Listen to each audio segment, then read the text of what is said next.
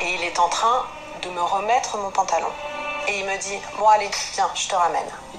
Et c'est un peu triste, mais dans ces affaires-là, il faut toujours qu'il y ait finalement une personne, une certaine notoriété pour porter l'affaire, pour donner tout à coup quelque chose qui bouge dans la société.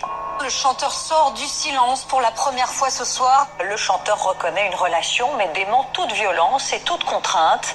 Jamais je n'ai forcé une femme, jamais je n'ai drogué, manipulé ou cherché à soumettre qui que ce soit. Je ne me suis jamais servi de ma notoriété pour abuser de quiconque et obtenir des relations non consenties. L'entourage de Patrick Bruel m'a dit qu'il était atterré, qu'il était extrêmement meurtri par cette situation. Patrick Bruel, aujourd'hui, il est au théâtre.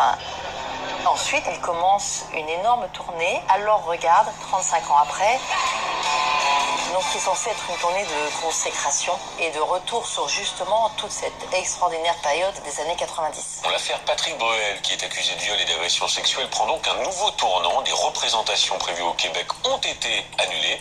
L'agence événementielle qui gère les concerts de Patrick Bruel au Québec a annoncé cette semaine que la salle refusait d'une certaine manière de recevoir Patrick Bruel. C'est un débat à la fois de société, un débat moral, un débat politique. On a vu cette semaine le maire de Paris, Emmanuel Grégoire, inviter Patrick Bruel à se retirer, à annuler son propre concert. Je crois que oui, il devrait faire une parenthèse dans sa carrière, le temps que la justice soit rendue. On est au début de l'affaire Patrick Bruel au niveau judiciaire. Aujourd'hui, il est accusé de violences sexuelles et sexistes par 30 femmes dans la presse.